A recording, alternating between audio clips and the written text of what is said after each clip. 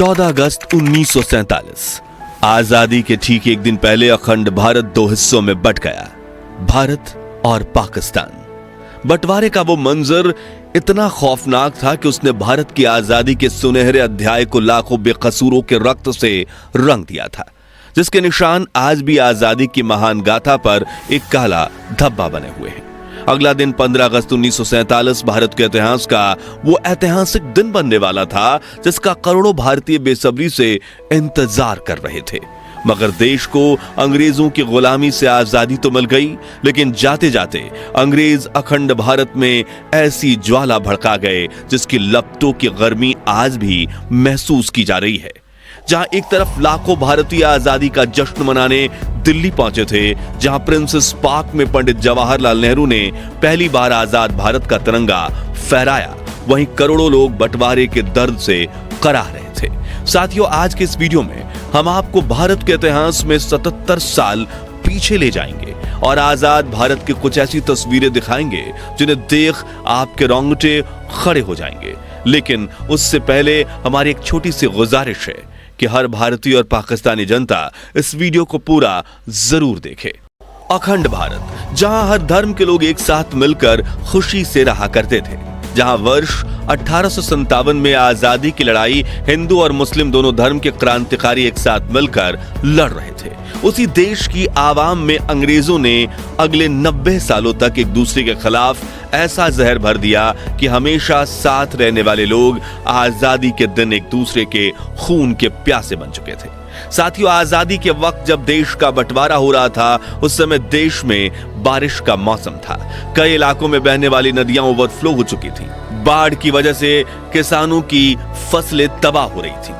देशवासियों को अपने ही देश में रहने का डर सता रहा था। एक तरफ लाखों हिंदू पाकिस्तान से भारत की तरफ पलायन कर रहे थे, तो दूसरी तरफ लाखों मुस्लिम भारत से पाकिस्तान की तरफ भाग रहे थे। इस वक्त स्क्रीन पर आप दिल्ली से लाहौर जाने वाली ट्रेन की रियल दुर्लभ वीडियो देख रहे हैं। लोग ट्रेनों की छतों पर बैठकर सफर करने में मजबूर थे और जिन्हें ट्रेन नहीं मिल रही थी, उनमें से कुछ लोग ट्रकों में बैठकर पलायन कर रहे थे, कुछ लोग बैलगाड़ियों का सहारा ले रहे थे, तो कुछ परिवार एक छोटी सी साइकिल पर अपना बचा कुचा सामान लादकर देश से दूसरे देश की तरफ दौड़े जा रहे थे।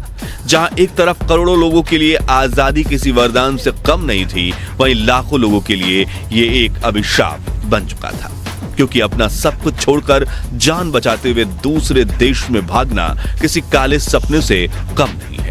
हालांकि बंटवारे की यह दास्तां तो आजादी से कई साल पहले ही लिखी जा चुकी थी, क्योंकि अंग्रेजों ने देशवासियों में धर्म को लेकर ऐसा जहर भर दिया था जिससे कई पॉलिटिकल लीडर्स ने तो धर्म के बल पर ही अपनी पार्टीज बना ली थी।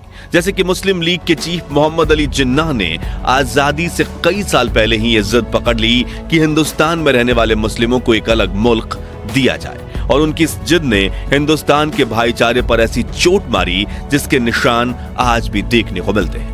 इस वक्त आप स्क्रीन पर जिन तस्वीरों को देख रहे हैं वो उस वक्त की हैं जब मोहम्मद अली जिन्नाह ने पाकिस्तान के गवर्नर जनरल बनने की शपथ लेकर अपनी जिद पूरी की थी और भारत से ही एक अलग मुल्क खड़ा कर दिया था, जिसके बाद वो अपनी पसंदीदा कुर्सी पर विराजमान हुए थे। हालांकि देश के बंटवारे को रोकने के लिए महात्मा गांधी, सरदार वल्लभ भाई पटेल और पंडित जवाहरलाल नेहरू जैसे दिग्गज नेताओं ने मोहम्मद अली जिन्नाह को भारत का पहला प्रधानमंत्री बनने तक का ऑफर दे दिया था। कई इतिहासकार बताते हैं कि बंटवारे की खबर से पंडित जी को काफी बड़ा झटका लगा था। जी हां, 14 अगस्त की शाम को जब जवाहरलाल नेहरू, इंदिरा गांधी और पद्मा नायडू के साथ अपने घर पर बैठे थे और आजादी के भाषण को तैयार किया जा रहा था, तभी अचानक से उनकी फोन की घंटी बजी और फोन उठते ही नेहरू ने जो खबर सुना, उसके बाद उनका चेहरा लाल पड़ गया, आंखों में आंसू आ गए और शरीर में सिहरन पैदा होने लगी, क्योंकि लाहौर के नए प्रशासन ने हिंदू और सिखों के इलाकों की पानी की सप्लाई काट दी थी, जिससे लोग प्यास से तड़प रहे थे और जो पानी के लिए अपने घरों से बाहर निकल रहे थे उसे उसी वक्त मार दिया जाता था। यहां से शुरू होने वाले दंगे देखते ही देखते पूरे भारत और पाकिस्तान में फैल रहे थे। लोग मरने मारने को उतावले थे। खैर, अपने आप को संभालते हुए 14 अगस्त की रात 11:55 पर नेहरू संसद के सेंट्रल हॉल में भाषण देना शुरू करते हैं उन्होंने कहा, हमने नियति के साथ एक वादा किया था और अब समय आ गया है कि हम अपना वादा पूरा करें। शायद पूरा नहीं, लेकिन जहां तक हो सके वहां तक।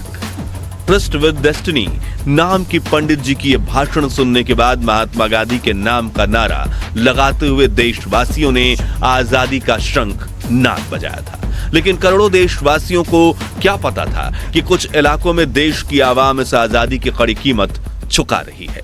इस वक्त स्क्रीन पर आप भारत और पाकिस्तान के रिफ्यूजी कैंप्स की कुछ दुर्लभ वीडियोस देख रहे हैं।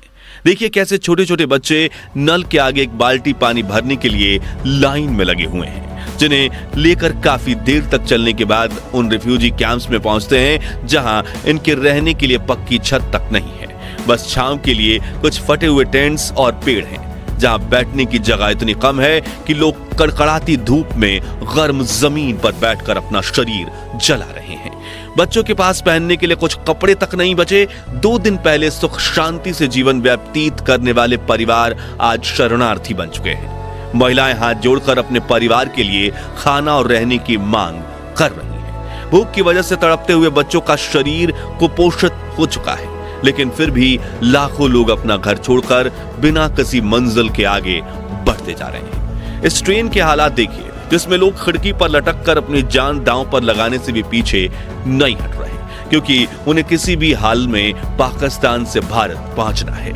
ये तस्वीरें लाहौर की हैं, जहां लोग ट्रेन की पटरियों के पास बैठकर ही खाना पका रहे हैं, ताकि जब ट्रेन आए तो ये जितना हो सके उतनी जल्दी ट्रेन पकड़ सकें। यहाँ खड़ी ट्रेन के न सिर्फ ऊपर बल्कि 2 डिब्बों के बीच खाली जगह पर भी लोग खचाखच भरे हुए हैं, जिनके हाथों में अपना कुछ टूटा फूटा सामान और दिल में जिंदा बचने की उम्मीदें हैं। अगली दुर्लभ वीडियो दिल्ली के कुतुब मीनार की है, जो 1947 में आजादी के वक्त कुछ ऐसा दिखता था। वहीं इसके आसपास के इलाके बिल्कुल बंजर थे, जहां राजाओं के कुछ पुराने टूटे फूटे महल के खंडहर वीडियो में आप देख रहे हैं। वीडियो में दिख रहे लोग आजादी का जश्न मनाने कुतुब मीनार पहुंचे हैं। आजादी के वक्त दिल्ली में जश्न का माहौल था। यह फुटेज लाल किले की है, जहां पर 16 अगस्त 1947 के दिन लाखों लोग प्रधानमंत्री जवाहरलाल नेहरू को देश का तिरंगा फहराते हुए देखने पहुंचे थे। हालांकि 250 सालों तक गुलामी की जंजीरों में बांधकर रखने के बावजूद 1947 में जब अंग्रेजों ने भारत को आजादी दी थी, तब उन्हें खुद पर इतना गर्व था कि वह सर ऊंचा करके बैंड बाजे के साथ और परेड के साथ भारत छोड़कर जा रहे थे। ये उसी दौर की एक रेयर फुटेज है, जिसमें आप देख सकते हैं कि मार्च 1947 में जब अर्ल लुइस माउंटबेटन और उनकी बीबी एडविना दिल्ली में आई थी, तो कैसी शानदार परेड निकाली गई थी। जिसके बाद आने वाले महीनों में अंग्रेजों ने जवाहरलाल नेहरू और मोहम्मद अली जिन्ना की कई मीटिंग्स करवाई, जिसमें जवाहरलाल नेहरू ने बिल्कुल पास बैठे लुइस माउंटबेटन ने ही अगस्त में भारत को आजादी देने की बात रखी थी। साथ ही यहीं पर देश को 2 टुकड़े में बांटने का निर्णय लिया गया था, जिसमें शांति से भारत को आजादी दी जा सके। लेकिन असल में जो हुआ उसके बारे में सोचकर हमारी रूह कांप जाती है। दोस्तों, अगली फुटेज देखकर आपकी आंखों में आंसू आ जाएंगे। जी हाँ, ये उस वक्त कुछ लोग भूख से तड़प कर मर गए थे। हाथ में थाली लिए रिफ्यूजी कैंप में हमारे देशवासी 2 मुट्ठी खाने के लिए लंबी कतारों में लगे। जब उन्हें खाना मिल रहा था तो उनके चेहरों पर जो मुस्कुराहट दिख रही थी ना, वो देख मेरे आंखों में आंसू आ गए। लेकिन यह कहना गलत नहीं होगा कि महात्मा गांधी, पंडित जवाहरलाल नेहरू, सरदार वल्लभ भाई पटेल, लाल बहादुर शास्त्री, डॉक्टर भीमराव आंबेडकर और कई महान नेताओं ने इतने मुश्किल हालातों में भी देश को संभाला, और आज हम भारतीय ब्रिटेन से भी कई गुना आगे निकल चुके हैं। खैर, आपको ये जानकर हैरानी होगी कि इस बंटवारे में करीब 2 करोड़ लोगों ने अपना देश छोड़ा था और 10 से 15 लाख बेकसूरों की जान गई थी। मगर यहाँ अफसोस की बात यह है कि ब्रिटिशर्स ने हम भारतीयों के साथ इतने घिनौने जुर्म किए, जो भारत के इतिहास में खून के लाल अक्षरों से दर्ज हैं। लेकिन फिर भी उन्हें भारतीयों की तरह विदा किया गया। जहाँ 27 अगस्त 1948 के दिन जब ब्रिटिशर्स की आखिरी टोली हमारा देश छोड़कर जा रही थी, तो उन्हें बैंड बाजे के साथ विदा किया गया। देखिए कैसे ये अंग्रेजों की आखिरी टुकड़ी मुंबई से अपनी बोट में सवार होकर ब्रिटेन का तिरंगा लहराते हुए शान से जा रहे हैं। यही हम भारतीयों के अच्छे संस्कार हैं कि जब तक दुश्मन आपको परेशान न करे, तब तक उसके लिए हम अच्छा व्यवहार ही करते हैं। तो दोस्तों, अगर आप ये वीडियो अभी तक देख रहे हैं, तो भारत और पाकिस्तान के बंटवारे के शिकार हुए उन 10 लाख लोगों को श्रद्धांजलि देने के लिए